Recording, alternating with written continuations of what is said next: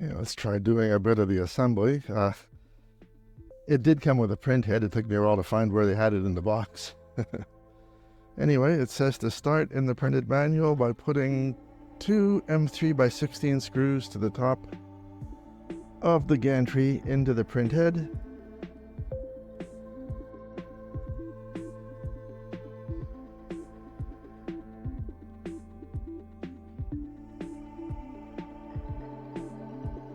I'm not quite sure how they expect you to do this.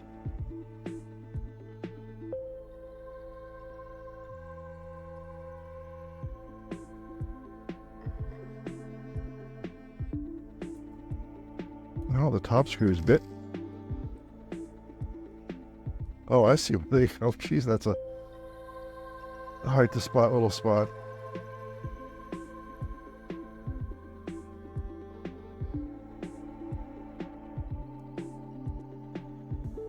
I'll snug down those screws now that they're all in.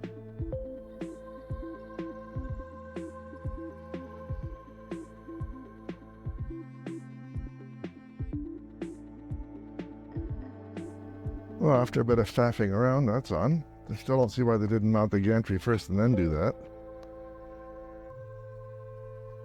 Okay, now it's 545 screws to attach the gantry to the base, which I think is exactly the wrong order. It should have been the other way around.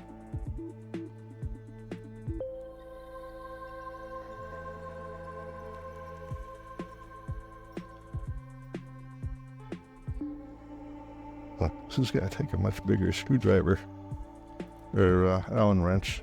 There we go.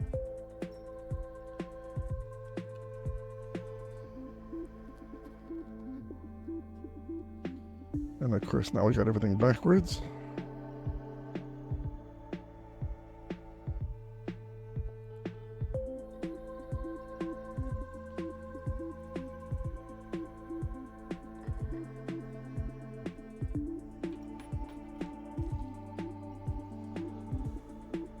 I know we're off the camera, sorry.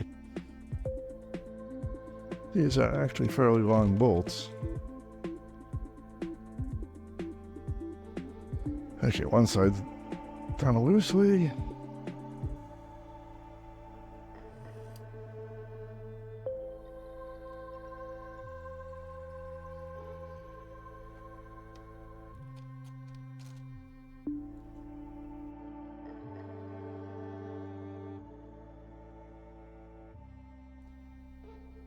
Okay. Now we got most of the bolts in. Gonna lower the gantry all the way down, or as far as down as it'll go. That should straighten out. I don't want to bang it into anything. That should square up the gantry, so when I tighten it down, nothing will be off.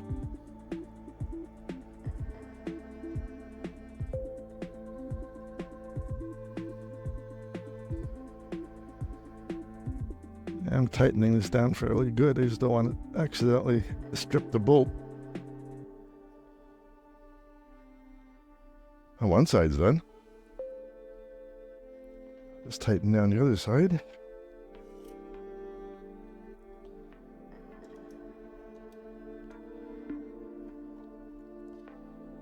Now we can get rid of this sheet I was using to stop damage.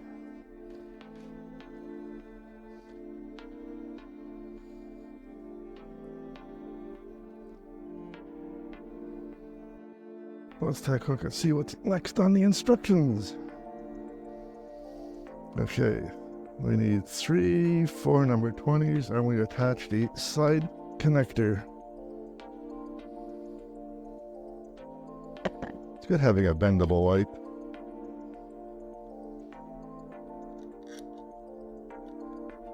But of course. And wonder they include so many Allen wrenches. Every screw is a different, oh geez, it's magnetized. It keeps trying to grab the tool.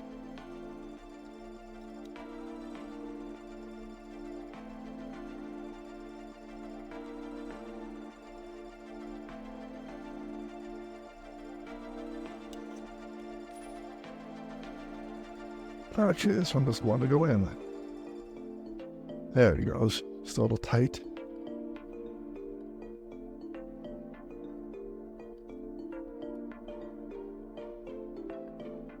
Hey, this is pretty well one of the more annoying parts because the magnet in the base keeps grabbing tools away. Anyway, I'll turn it sideways so you can see that's attached to the display base.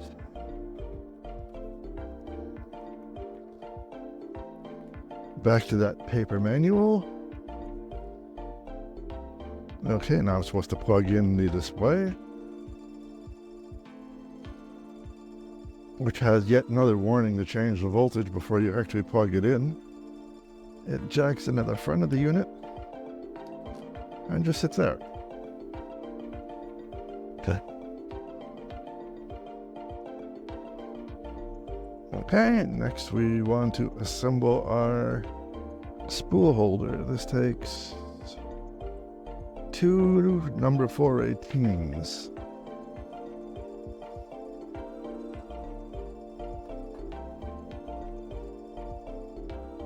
We go forward or backward? We go backward. There's a couple of captive nuts inside the rail here. You line them up and okay, pick the right wrench.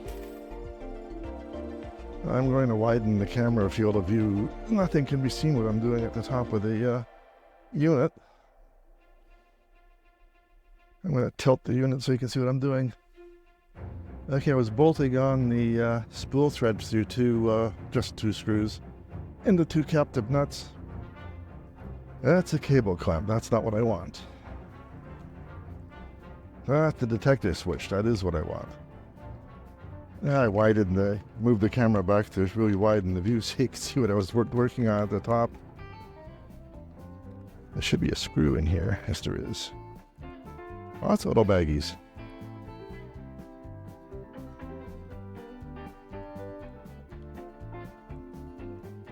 Okay, this is a very flexible little thing. And that's the wrong screw, or the wrong Allen wrench. The righter Allen wrench.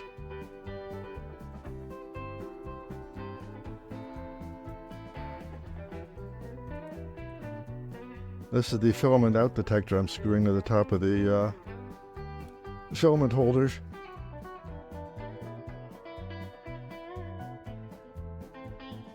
That's interesting. So I should just be able to slot the wire in.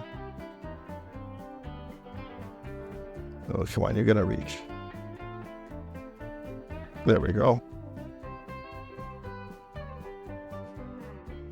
Instructions. We're back again. Didn't notice the camera shut off because of that stupid 30-minute limit they've got on the older cameras. I'm not sure if the new ones still do that. Anyway, while it was off, I did mount the major ribbon cable into this little bracket and attached it in. And I'm going to continue on putting the rest of it together. There's not much left to go. Really just the blower, which goes on with 3 screws and then plugging all the wires in. And figure out which one of these Allen wrenches works. That one. Aha. So it scoots underneath the blow. There we go. I'll put them in finger tight.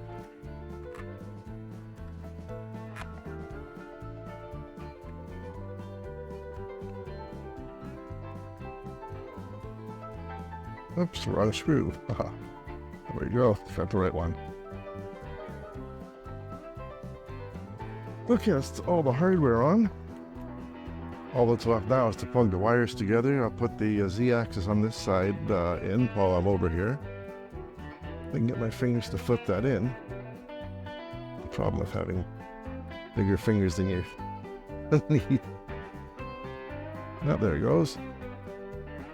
Make sure it's in all the way. This cable should be plugging into this guy up here. So the fan unit now has power. Got a whole pile of little connectors here. This is the Z-axis on this side. And this is the Y-axis. And all that's left is the end stop. which is this one. One of those finicky connectors, but you only have to do it once. Done. And where is that red switch? Oh, there it is. Okay, take a screwdriver and flip the power adapter over. It's labeled 23 or 11. I guess that means 230 volts or 110 volts. They couldn't fit it on. And basically the unit's together. But I am going to power it on just to make sure everything's working. And right away it is. The minute switch was on, it's already booting. I don't know if you can see that. That's all I'm going to do for now. The unit's fully assembled, and I'll be back with another video trying to do the initial calibrations and leveling, and maybe after that a few test prints. We'll see how it goes. I can't do it on this table, it's too rocky. I guess that's it for now. I'm going to shut down before my recorder shuts down.